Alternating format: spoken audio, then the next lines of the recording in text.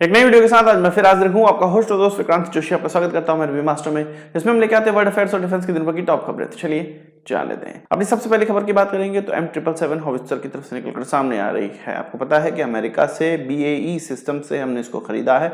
145 की संख्या में इंडियन आर्मी के द्वारा इसका इस्तेमाल किया जाता है। इसकी जो बैरल है वो 155 mm 39 कैलिबर की है, जो कि अभी फिलहाल के लिए सही है, और इसकी मारक क्षमता कुछ 35-30 किलोमीटर की है।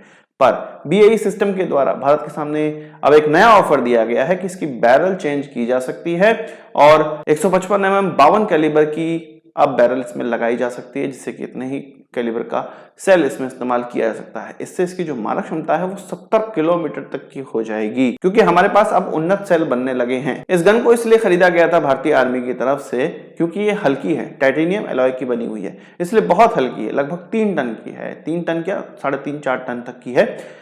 BAE सिस्टम के द्वारा कहा गया है कि नई बैरल लगाने के बावजूद इसका जो वजन है वो लगभग 5800 किलोग्राम का होगा, यानी कि लगभग 6 टन का ये हो जाएगा। तब भी ये हल्की रहेगी और इसको आराम से सीनूक हेलीकॉप्टर के द्वारा ऊंचे स्थान तक डिप्लॉय किया जा सकता है। इसी तरह की ATAGS की अगर हम लोग बात करें तो वो लगभग 8 टन का है और वो आयरन एलॉय का बना हुआ है, मतलब लोहे का बना हुआ है, और ये टाइटेनियम एलॉय का बना हुआ है। दोनों के ही अपने फायदे अपने नुकसान हैं। आप ये कह रहे होंगे कि भारत भी टाइटेनियम एलॉय का ही हथियार क्यों नहीं बनाता है। दूसरी पहली बात ये कि ये बहुत ज्यादा महंगा है।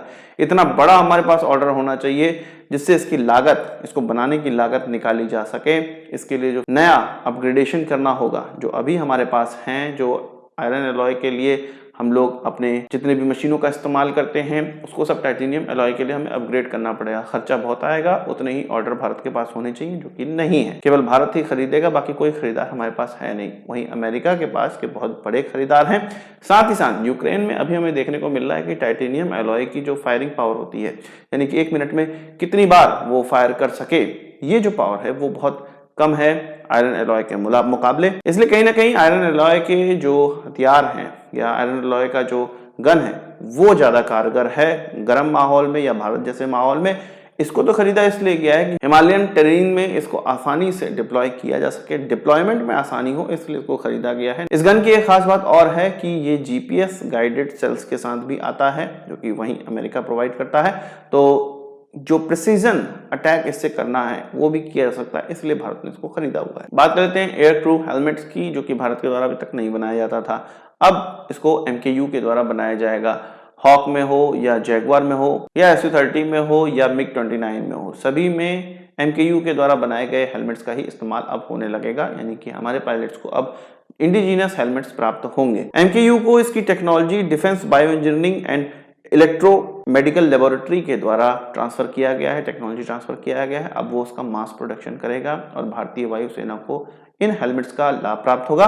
साथ ही साथ MKU को अगर एक्सपोर्ट कॉन्ट्रैक्ट मिलता है तो भारत ही डिसाइड करेगा कि किसी को देना है नहीं देना है। बात कर लेते हैं इंडिजीनियस टेक्नोलॉजी क्रूज मिसाइल की, जो कि पहले निर्भय के नाम से जाना जाती थी, क्योंकि इसमें अब सारे कंपोनेंट भारतीय लगने वाले, लगभग 95% इसमें भारतीय कंपोनेंट लगेंगे। साथ ही साथ इसका जो इंजन है, मानिक इंजन, वो भी भारतीय होगा, इसीलिए इसको इंडिजीनियस टेक्नोलॉजी क्रूज मिसाइल कहा जा रहा है। इसका सफल परीक्षण अब कर लिया गया है। पिछले साल इसका परीक्षण फेल रहा था, अनसक्सेसफुल रहा था, और इससे पहले वाले परीक्षण भी अनसक्सेसफुल रहे थे। वो इसी कारण से क्योंकि इसमें मानिक इंजन, इतना डेवलप्ड इंजन नहीं था।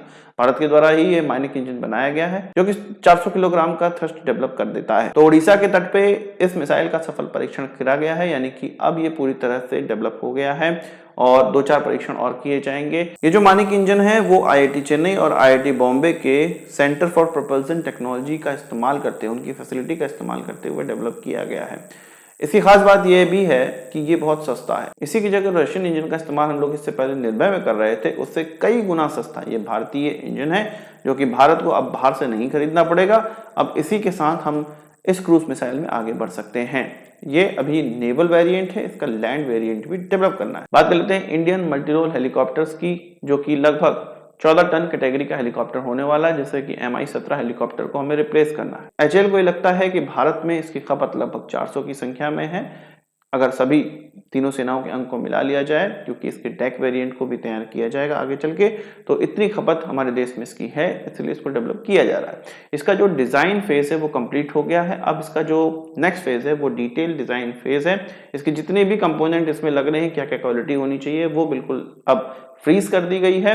अब डिटेल डिजाइन किया जाएगा। डिटेल डिजाइन के बाद इसको सीसीएस के सामने रख दिया जाएगा, कैबिनेट कमेटी ऑन सिक्योरिटी के सामने रख दिया जाएगा। तब इस प्रोजेक्ट के लिए फंड पास होगा और तब जाके इसको उड़ाने में, रोल आउट करने में लगभग 4 साल का समय लग जाएगा।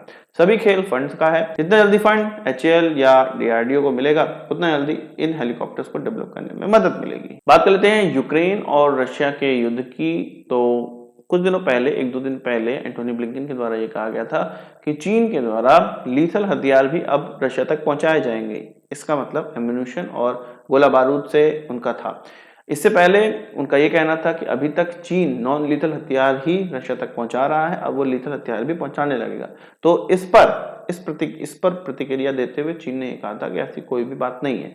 ईयू के पार्लियामेंट के द्वारा ये कह दिया गया है कि अगर चीन ने इस तरह की चीजें की, लीथल हथियार रशिया तक पहुंचाने का प्रयास किया, तो ये रेड लाइन वो क्रॉस करेंगे और इसके बाद जो होगा वो बहुत ही बुरा होगा। अब कहने वाली, मुंह से बोलने वाली बात तो अलग है। चीन अभी भी कहीं ना कहीं रशिया को हेल्प कर ही रहा होगा।